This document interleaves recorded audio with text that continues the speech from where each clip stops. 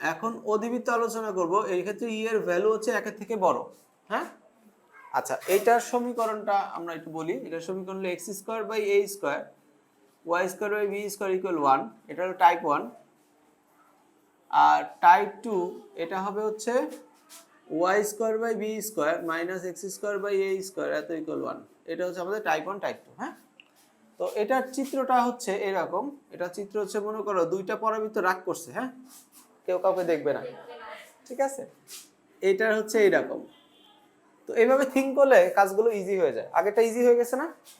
আচ্ছা, কিন্তু রিয়েলি ঘটনা ওইটা না, বারবার বলছি, কিন্তু রিয়েলি ঘটনা ওইটা না। তো এখন এটা আমরা এটা চিত্র আঁকি। আচ্ছা, তো এটার জন্য আমরা কি আঁকবো? এই হচ্ছে আমাদের একটা পরাবৃত্ত, এই হচ্ছে আর একটা পরাবৃত্ত মনে করলাম। আচ্ছা, তাহলে যার যার জন্য আলাদা আলাদা ইনফরমেশন থাকবে। এটার উপকেন্দ্র থাকবে, রাইট? এটার উপকেন্দ্র থাকবে, এইটার নিয়ামক থাকবে, এইটারও নিয়ামক থাকবে। একটা জিনিস খেয়াল করো, আমরা যখন পরাবৃত্ত আঁকছিলাম তখন ই এর মান কিন্তু 1 ছিল। এই ডিসটেন্স কিন্তু সমান ছিল, এটা সমান ছিল। কিন্তু উপবৃত্ত অধিবৃত্ত কিন্তু তা না। উপবৃত্তের কিন্তু এই ডিসটেন্সটা এটা থেকে বড়, বুঝছি? আর এটা অধিবৃত্তে। আর উপবৃত্তে হচ্ছে এই পাশে ডিসটেন্স বড়, এই পাশে ডিসটেন্স ছোট, বুঝছি? এটা কিন্তু ছিল। তো এখন যাই হোক, এখানে হচ্ছে আমাদের শীর্ষবিন্দু, আর এটা হচ্ছে কেন্দ্র, এটা হচ্ছে বি পয়েন্ট, এটা হচ্ছে বি ড্যাশ পয়েন্ট, এটা হচ্ছে এ পয়েন্ট।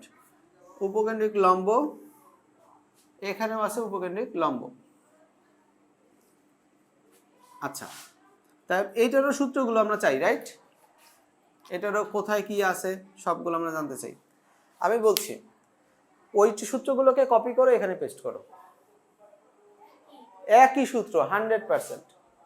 তাহলে এখন কথা হচ্ছে কেন তাহলে এইটা এরকম আর ওইটা ওইরকম?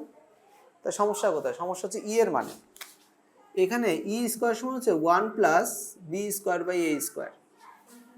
ওখানে ছিল কি মাইনাস, শুধু এই মানের ডিফারেন্স, আর সব একই সব।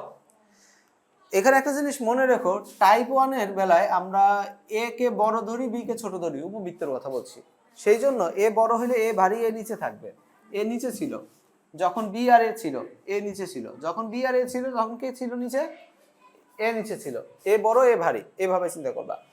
আর এইটার বেলায়ও কিন্তু তাই। এটার বেলায় এখানে চিহ্ন যার সামনে পজিটিভ সেই বড় ধরতে হবে, মানের দিক দিয়ে যতই এটা যাই হোক।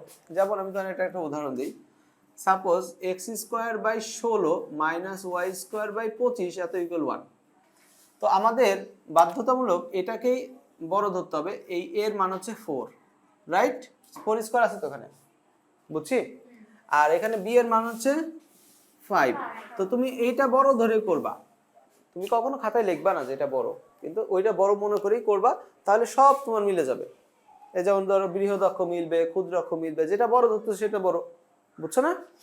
একই এইরকম। তাহলে এটা পারা যাবে। এখন এটা ছবি তোলো,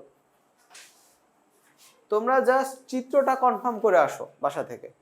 এক একটা চিত্র 7 থেকে 8 বার আঁকবা, ফাঁকা চিত্র প্রথমে মার্কিং করবা না। তারপরে পরাবৃত্ত যখন 5টা থেকে 7টা চিত্র তুমি আঁকছো, একসাথে মার্কিং করবা কোথায় কি আছে। শীর্ষবিন্দু সবগুলো একসাথে মার্কিং করলা, উপকেন্দ্র করলা, নিয়ামক করলা, এইভাবে করবা। যে কোনো চিত্র মার্কিং শিখতে এইভাবে শিখতে হয়। একবার চিত্রগুলো এঁকে নিতে হয়, তারপর একসাথে মার্কিং করতে হয়, মুখস্থ হয়ে যাবে তাতে, ঠিক আছে?